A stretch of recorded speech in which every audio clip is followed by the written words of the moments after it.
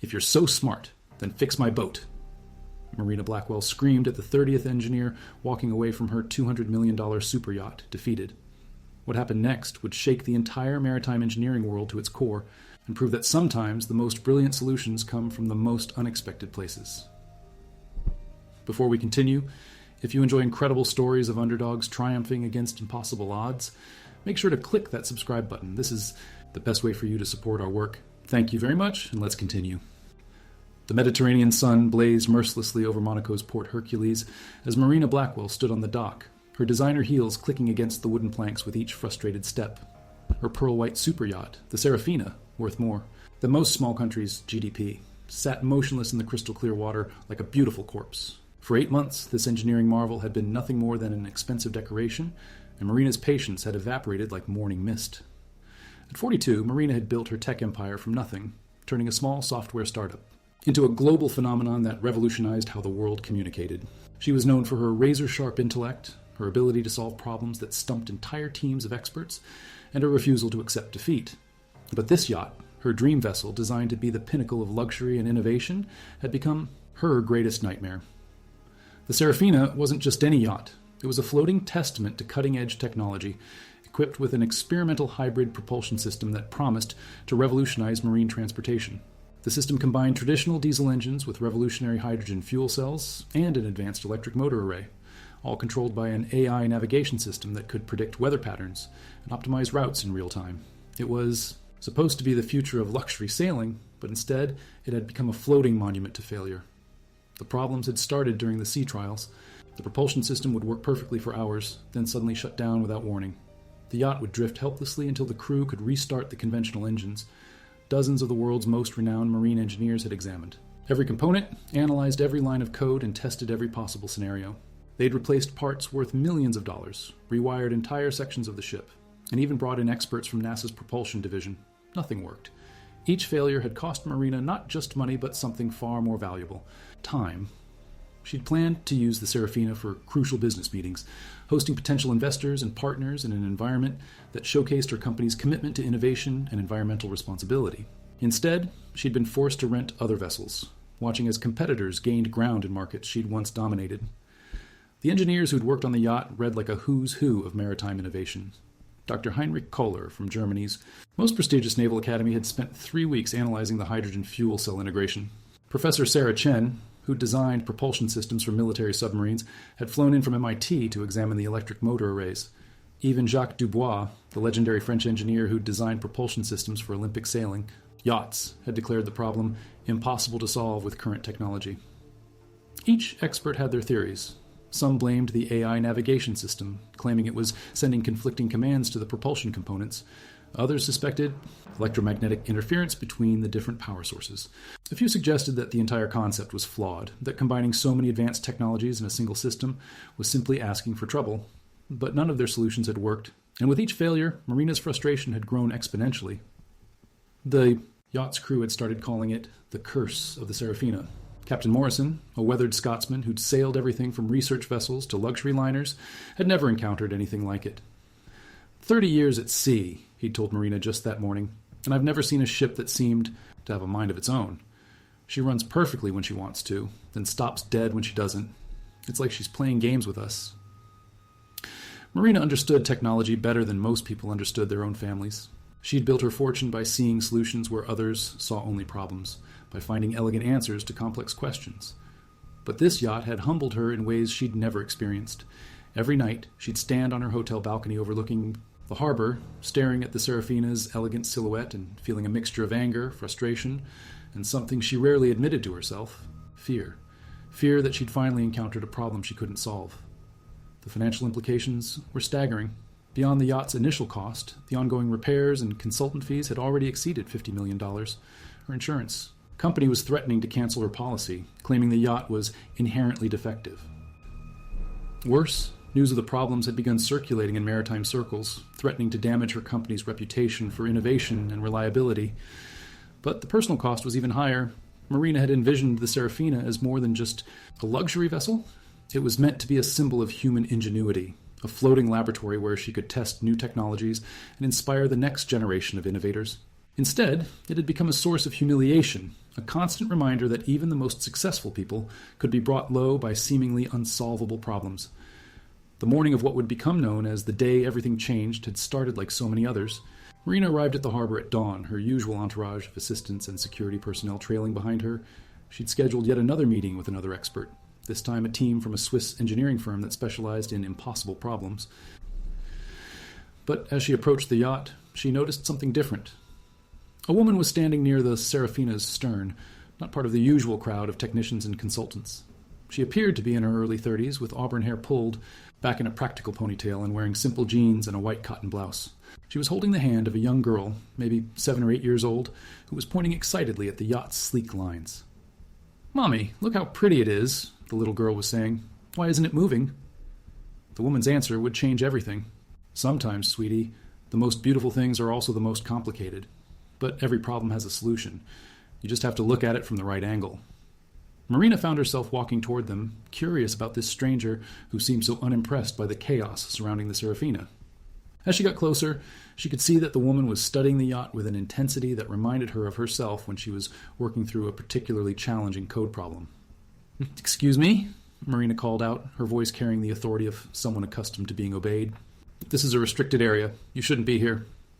The woman turned, and Marina was struck by her eyes, intelligent, thoughtful, with a hint of something that might have been amusement. "I'm sorry," she said, her voice warm but confident. "We were just walking by, and Emma here was fascinated by your beautiful yacht. I'm Sofia Rodriguez, and this is my daughter, Emma." Marina's first instinct was to have security escort them away, but something about Sofia's manner made her pause. There was a calmness about her, a sense of competence that was rare in Marina's experience. Most people, when confronted by Marina Blackwell, either became flustered and obsequious or defensive and aggressive. Sofia seemed neither. "It's not just beautiful," Marina found herself saying. "It's also completely broken. 30 of the world's best engineers have tried to fix it, and it's still sitting here like an expensive paperweight." Emma tugged on her mother's hand. "Mommy fixes things all the time," she announced proudly. "She fixed our car when all the men at the garage said it couldn't be fixed. And she fixed Mrs. Patterson's washing machine and the playground slide at school." Sophia laughed, a sound like silver bells in the morning air. "Emma thinks I'm a miracle worker. I just have a knack for seeing things differently." Something in her tone caught Marina's attention. "What do you do for a living, Sophia?" "I'm between jobs right now," Sophia replied, and Marina caught the slight tightening around her eyes that suggested this wasn't entirely by choice. "I was a systems integration specialist for an aerospace company, but they had layoffs 6 months ago. I've been doing consulting work while I look for something permanent." Marina felt a spark of interest. Systems integration was exactly what the Serafina needed, someone who could understand how complex technologies work together rather than focusing on individual components. "What kind of systems?" "Everything from satellite communication arrays to life support systems for space stations. My specialty was finding solutions when different technologies wouldn't play nicely together."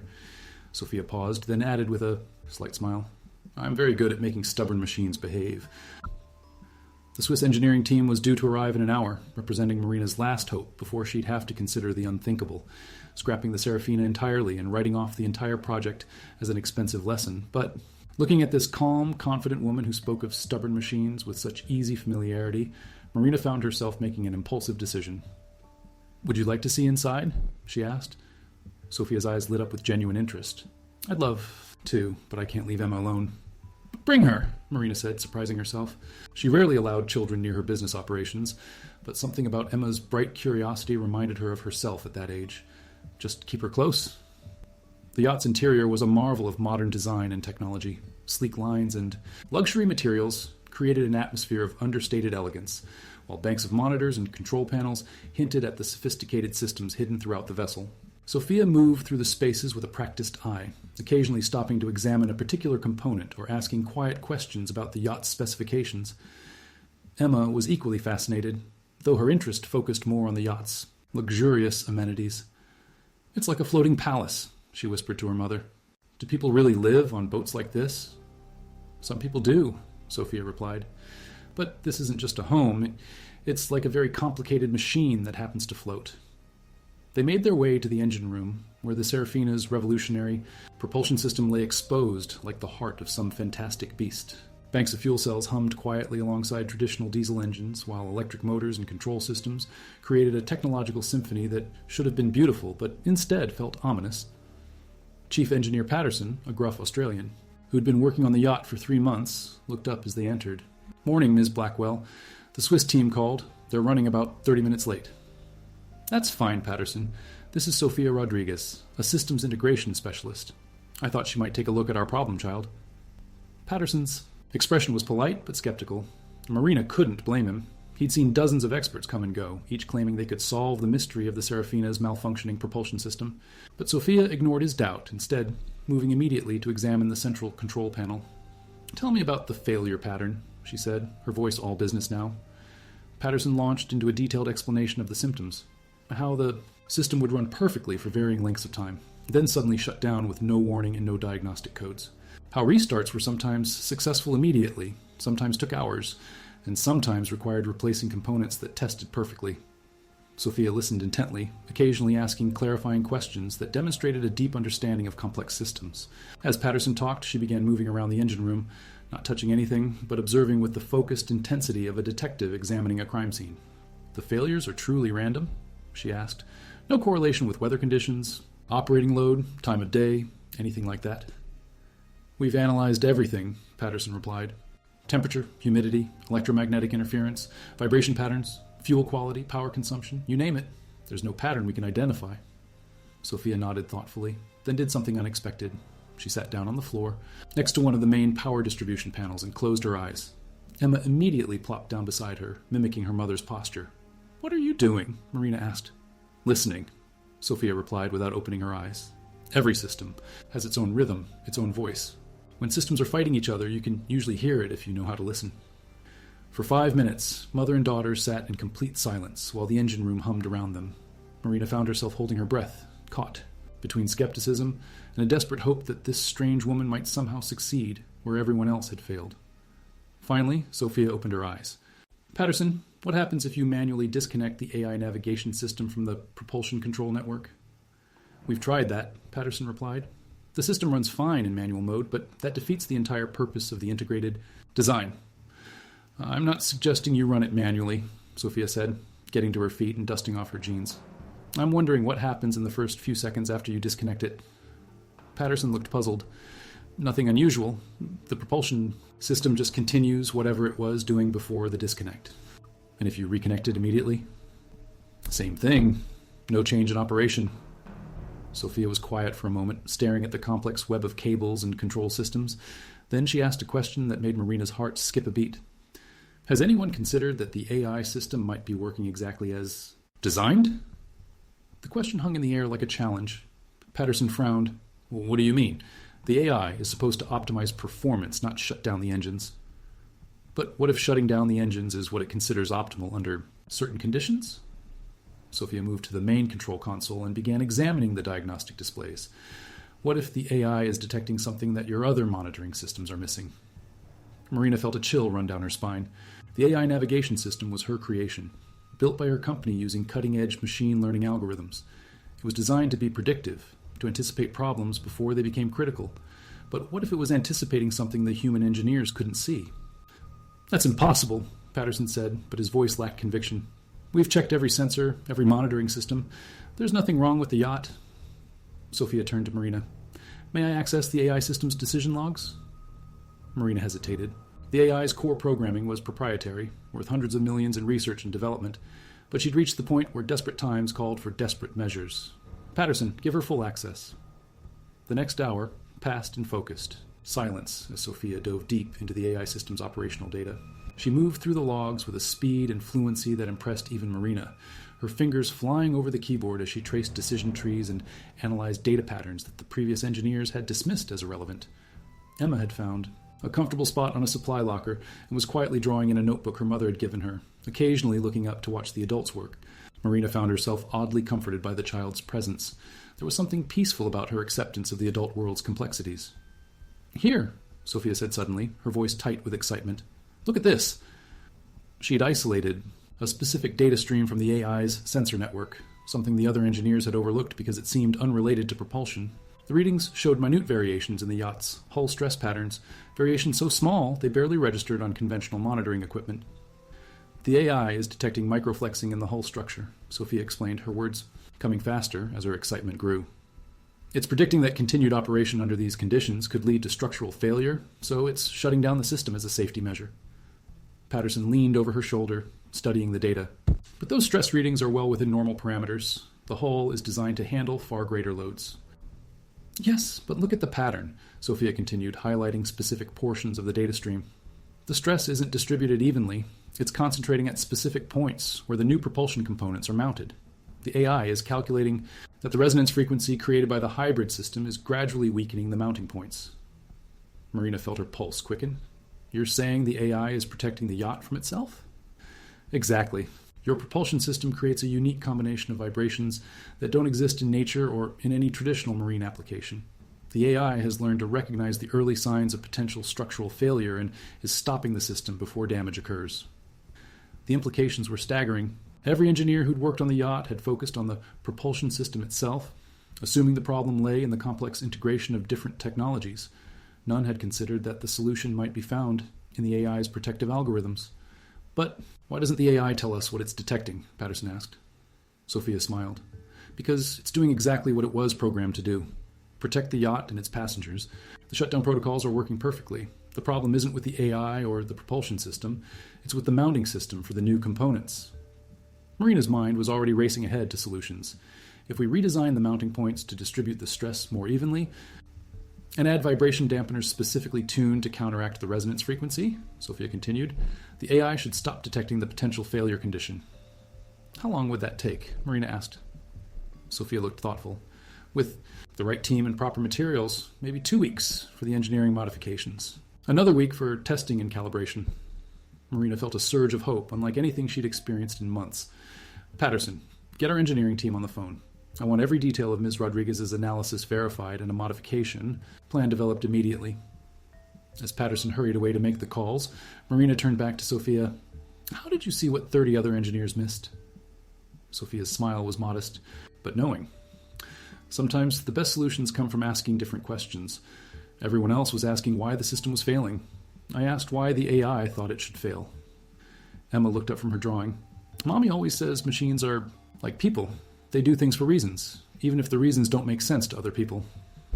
Marina laughed, feeling lighter than she had in months. Your daughter is very wise. She keeps me grounded, Sophia replied, ruffling Emma's hair. Affectionately. When you're solving complex problems, it helps to remember that the simplest explanation is usually the right one. Over the following days, Marina watched in amazement as Sophia's analysis proved correct. The engineering team confirmed that the mounting points for the hybrid propulsion components were indeed showing signs of stress concentration, exactly as the AI had predicted. More importantly, they were able to design modifications that would eliminate the problem entirely. But Marina's interest in Sophia extended far beyond this single solution. As they worked together to implement the modifications, Marina was impressed by Sophia's combination of technical brilliance and practical wisdom. She approached problems with a methodical creativity that reminded Marina of her own early days in the tech industry, when every challenge was an opportunity to prove that conventional thinking could be wrong. Why did you leave your last job? Marina asked one evening, as they reviewed the modification plans in the yacht's luxurious main salon. Sophia's expression grew serious. Budget cuts. The aerospace industry has been consolidating, and companies are eliminating positions they consider non-essential. Apparently, systems integration specialists are a luxury they can't afford. That's their loss, Marina said firmly. What you did here in one day, 30 other engineers couldn't accomplish in 8 months. Sophia shrugged. I had an advantage. I wasn't emotionally invested in any particular solution. Sometimes fresh eyes see things that experience overlooks. Was curled up on one of the salon's plush sofas, having fallen asleep over her coloring book. Looking at the peaceful child, Marina felt a pang of something she rarely allowed herself to acknowledge. Loneliness. Her success had come at the cost of personal relationships, and she'd convinced herself that was a fair trade. But watching, Sophia's gentle interactions with her daughter made Marina wonder what she might have missed. It must be challenging, raising a child on your own while looking for work, Marina observed. Sophia's smile was tired but determined. Emma is my motivation. Everything I do is for her future. The job market will turn around. It always does. Until then, we make do. Marina made a decision that would change both their lives. What if you didn't have to wait for the job market to turn around? Sophia looked up from the technical drawings she'd been reviewing. What do you mean? I mean, what if I offered you a position with my company? Head of Advanced Systems Integration, reporting directly to me. Full benefits, competitive salary, and the freedom to work on projects that could change the world. Sophia's eyes widened. Marina, that's incredibly generous, but I can't accept charity. This isn't charity, Marina replied firmly. This is business. You solved a $200 million problem in one day. You saw patterns that the world's best engineers missed. I need that kind of thinking on my team. But I don't know anything about your industry. You know about systems, and you know about solving impossible problems. Everything else can be learned. Marina leaned forward, her voice intense with conviction. Sophia, I've built my entire career on recognizing talent and potential. You have both in abundance. Sophia was quiet for a long moment, looking at her sleeping daughter. Emma would need good schools, stability. The company has an excellent childcare program, and we can arrange for the best schools in Silicon Valley. Emma's future would be secure. Tears began to form in Sophia's eyes. I've been so scared, she whispered. Scared that I wouldn't find something before our savings ran out. Scared that I was failing Emma. Marina reached across the table and took Sophia's hand. You're not failing anyone. You're exactly where you need to be. The modification work on the Serafina proceeded flawlessly. Sophia's analysis had been perfect. Once the mounting points were reinforced and the vibration dampeners installed, the AI system no longer detected any potential failure conditions. The hybrid propulsion system ran smoothly and efficiently, finally fulfilling its promise as the future of luxury marine transportation. But more than that, the success had validated Marina's faith in unconventional solutions and unexpected talent. Sophia brought a fresh perspective to every challenge, approaching problems with a combination of technical expertise and intuitive understanding that proved invaluable. The day of the Serafina's first successful sea trial was perfect. Calm seas, clear skies, and gentle winds. Marina stood on the bridge next to Captain Morrison as they slowly increased power, watching the yacht's systems perform flawlessly. Behind them, Sophia monitored the technical readouts while Emma pressed her face to the window, watching dolphins race alongside the yacht. All systems nominal, Sophia reported, her voice steady and professional, but unable to hide her excitement. Propulsion operating at optimal efficiency. Marina felt a satisfaction deeper than any business success she'd ever achieved. The Serafina was finally living up to its potential, but more importantly, she'd found something she hadn't even known. She was looking for a partnership based on mutual respect and shared vision. Mommy, look, Emma called out, pointing to where the dolphins were leaping in the yacht's wake. They're playing with us. Sophia moved to stand beside her daughter, wrapping an arm around the little girl's shoulders. They know we belong here now, she said, softly. Marina joined them at the window, watching the dolphins' joyful display. You know, she said thoughtfully, I've been thinking about expanding our marine technology division. Someone with your background would be perfect to head up that department. Sophia looked at her with surprise. You want me to run an entire division? I want you to build an entire division, Marina corrected. From the ground up, with your vision and your approach to problem solving. The ocean is the next frontier for sustainable technology, and I can't think of anyone better qualified to lead us there. As the Serafina cut smoothly through the Mediterranean waters, its revolutionary propulsion system purring with perfect efficiency, Marina reflected on the journey that had brought them to this moment. 8 months of frustration and failure had led to this day of triumph. But more than that, it had led to an unexpected friendship and partnership that promised to reshape both their futures. Sophia had saved more than just a yacht. She'd saved Marina's faith in the power of fresh perspectives and unconventional thinking. In return, Marina had given Sophia and Emma the security and opportunity they deserved, but she'd received far more than she'd given. She'd discovered that success shared was success multiplied, and that sometimes the most important victories came not from conquering challenges alone, but from finding the right person to conquer them with. The sun was setting as they returned to port, painting the sky in shades of gold and crimson that reflected off the Serafina's pristine hull. Emma had fallen asleep in her mother's arms, exhausted by the excitement of the day, while Sophia and Marina stood together on the deck, watching the lights of Monaco grow brighter as they approached. Thank you, Sophia said quietly. For what? For seeing something in me that I'd stopped seeing in myself. For giving Emma and me a chance at a real future. Marina smiled. Thank you for showing me that the best solutions often come from the most unexpected places, and for reminding me that intelligence without wisdom is just clever engineering. As the Serafina glided into its berth with the smooth precision that had once seemed impossible, Marina knew that this was just the beginning. Tomorrow would bring new challenges, new opportunities to push the boundaries of what was possible. But now she had Sophia beside her, a partner who understood that the most beautiful things in life, whether yachts or dreams or futures, were also often the most complicated, and that every problem, no matter how impossible it seemed, had a solution waiting to be discovered by someone willing to look at it from the right angle. The curse of the Serafina had been broken. But more than that, a new chapter had begun, one written by two women who'd found in each other the perfect combination of vision and wisdom, ambition and heart. The ocean stretched endlessly before them, full of possibilities as limitless as their shared determination to explore them all.